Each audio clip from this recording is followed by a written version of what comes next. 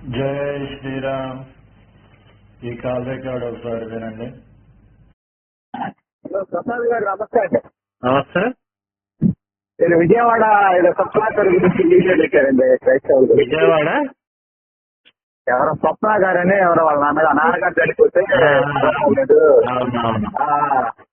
గొప్ప మాట మాట్లాడారు. సమస్యలు ప్రతి మతంలో ఉంటాయిగా. ఇప్పుడు క్రైస్తవుల గురించి వ్యక్తిగతం లేదు, సామాజికం లేదు. సామాజికం లేదంటే మీరు సామాజిక ఏం చేస్తారండి మీరు? పేజీలో ఉంది హైందవ శక్తి పేజ్ అని, అందులో చూడండి. హైందవ శక్తి అంటే అది మతోన్మాదం అండి, మతానికి సంబంధించింది కదా. మతోన్మాదం మాట్లాడము. మీరు చేసేది చెప్పేది వినండి. మీరు చేసేది మత గొడవలండి. మాట్లాడాల్సిన పర్లేదు మీకు. మాట్లాడకుండా ఎలాగ సమస్యల గురించి మాట్లాడతానంటారు. మతోన్మాదం అని చెప్పి మీరు చేసేటప్పుడు మీతో నేను ఎందుకు మాట్లాడతానికి పెట్టేయండి ఫోన్. క్రైస్తవుల గురించి మేము మాట్లాడుకుంటాం. మీది మతోన్మాద మతము. నా రోజు దశ కూడా పోర్చని మతము. మీరు తిరుపతిలో చేసేదేంటి? సరే ఏంటి 100 రూపాయలు టికెట్, 100 రూపాయల టికెట్, 200 రూపాయలు కొనుక్కుంటాడు. నేను సంవత్సరం ఎందుకు పెట్టావా నువ్వు?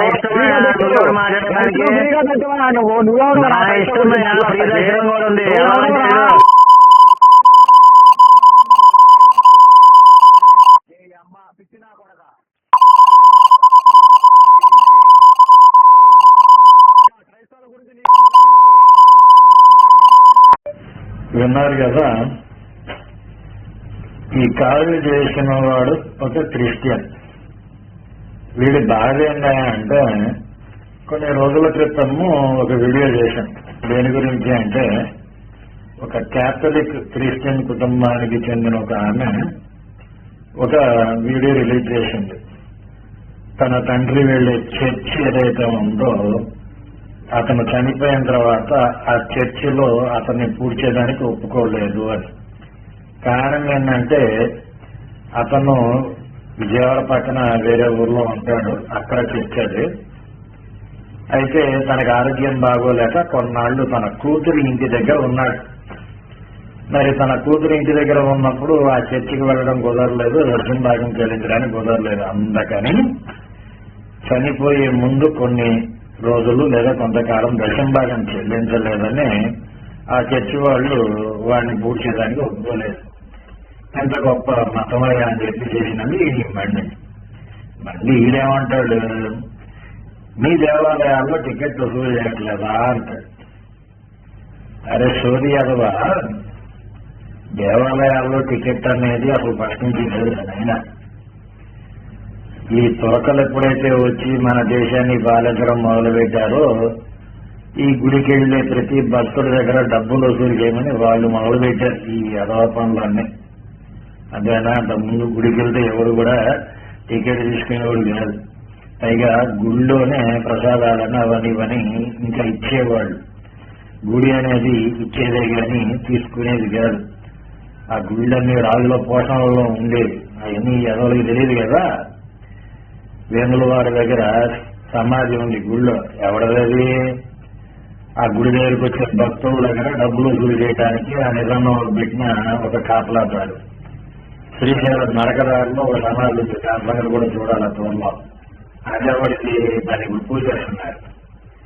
అది కూడా శ్రీశైలం కారణానికి వెళ్ళే భక్తుల దగ్గర డబ్బులు వసూలు చేయడానికి పెట్టినారు. ప్రతి ఊర్లో ఒక తొరక కుటుంబం ఉంది. ఎక్కడి నుంచి వచ్చింది, ఏం చేయాలి పని? ఆ తొరక కుటుంబానికి ప్రతి ఊళ్ళో ఏంటి పని అంటే పక్కన పన్నులు వసూలు చేయటము, ఇవన్నీ. కాబట్టి రజాకర్ సినిమాలో ఎవరైనా విజయం చూసుకోండి, ప్రతి ఊళ్ళో ఒక తొరక కుటుంబం దేని పండుగ డబ్బులు వసూలు చేయడానికి. సరే, ఆ తర్వాత ఇంగ్లీష్ యాదవులు వచ్చారు. వాళ్ళు గుళ్ళో నేరుగా టికెట్ పెట్టడం మొదలుపెట్టి దేవాదాయ శాఖ అనే దాన్ని కనిపెట్టి గుడి నుంచి వచ్చే డబ్బులన్నీ ఆలు తీసుకోవడం మొదలెట్టారు. ఆ దరిద్రంగా పోతా మన రాజకీయ నాయకులు నాటకట్టారు. అర్థమైందా? ఏ హిందువు కూడా టికెట్ కొని దేవుని దర్శనం చేసుకుందామని అనుకోడు. కానీ తప్పని పరిస్థితి. నేనైతే టికెట్ కొంటాం మానేసాను, అయితే ఫ్రీగా అవుతాను లేదా అనుకోవడం. ఎంతమంది కూడా అయినా దేవుడు అన్ని చోట్ల ఉన్నాడని వెళ్ళినాడు. ఓకే, నేను టికెట్ కొని వెళ్ళాలని అనుకోను, కానీ ఏం చేస్తున్నాడు, గుళ్ళన్నీ కూడా ఈ రాజకీయ నాయకుల చేతుల్లో పెట్టుకొని దేవాదాయ శాఖ పేరుతో ఈ టికెట్ అంతా 500, 1000 చేయండి, 2000, 10,000 చేయండి. జనాలు సొమ్ము దోచుకుని తినడానికి అలవాటు పడ్డారు కదా. క్యాబినెట్ స్థాయి హోదా తిరుమల చేస్తాము చైర్మన్ అంటే. కానీ మీ చర్చలు మహిళలు వరకు గవర్నమెంట్ చేతుల్లో ఉండవు. పైగా మా దగ్గర నుంచి తీసుకునే 32% డబ్బుల్లోనే, గొల్ల డబ్బుల్లోనే మీరు పాస్టర్ల జీతాలని చెప్పి అడుగు దూకుతూ ఉంటారు. మీ చర్చలు, మీ మహిళలు మీ చేతుల్లోనే ఉన్నాయి. కానీ అక్కడికి వచ్చే వాళ్ళని దశంభాగాలు పెడుతూ దోచుకు తింటము, హోదాలు తగ్గిస్తానని చెప్పి మాయ చేయటము, సత్య తర్వాత సమాధి చేయకుండా హింస పెట్టడం, ఇన్ని చేసి వస్తున్నారు. మీ చేతుల్లోనూ ఉన్నాయిగా చర్చలన్నీ. కానీ మా గుళ్ళు మా చేతుల్లో లేవు. రాజకీయ నాయకులు ఎవరో దాక్కున్నాడు, అవి విడిపించుకున్నామని మా ప్రయత్నం అంతా. హిందువుల గుళ్ళు, హిందువుల దేవాలయాలు, హిందువుల యజమానులుగానే ఉండాలి. మధ్యలో మీ రాజకీయ నాయకులకి ఏంటి, చర్చిలో మసీదులు మీరు ఏమన్నా ఆడుతున్నారా, అది మీద మీ ప్రతాపనాన్ని చూపిస్తున్నారా అని. కాబట్టి అర్థమవుతుంది కదా, ఈ ఎదవ వారి మతంలో ఉన్న గోపాన్ని సరి చేసుకోవాల్సింది పోయి మీ గుళ్ళో డబ్బులు తీసుకోవటం లేదా, టికెట్లు పెడతాం లేదా, తెలుసుకొని రావడం నయనల్లారా. గుళ్ళు హిందువుల చేతుల్లో లేవు.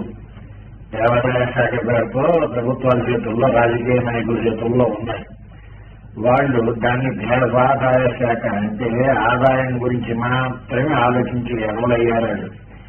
ఆదాయం లేని గుళ్ళు అని చెప్పి అన్నింటినీ వదిలిపారేసి మీరే చూసుకోండి అని వదిలిపారేశారు. ఆస్తులు లేని గుళ్ళు, ఆదాయం లేని గుళ్ళు అన్ని వదిలేశారు. అన్ని పొరపడి ఆస్తులు, ఆదాయం ఉన్న గుళ్ళు ఎంతబడి లాక్కుంటున్నారు. గుడి కమిటీలో ఇద్దరు అనుకుంటే వాళ్ళు వెంటనే ఆయన చూస్తూ వస్తారు దేవాదాయ శాఖ వాళ్ళు. ఇది మాది. చిలుకూరు విషయం తెలిసిందే కదా. చిలుకూరు గుడిని ఆక్రమించుకుందామని చూస్తే ఆయన పోరాడారు. చిలుకూరు ఆయన పంతులు గారు అందరికీ ఆధారంగా బదులుకోవచ్చు కదా. దేవాలయాలు మా చేతుల్లో లేవు, హిందువుల చేతుల్లో లేవు. కాబట్టి టికెట్ కొనాల్సిన శక్తులు మీ చేతుల్లో ఉన్నాయి. ఏం బిగుతున్నారా మీరు? చక్కని సభం దగ్గర కూడా తక్షణ దాకా వసూలు చేసే మాత్రం మీరు. జయ శ్రీరామ్.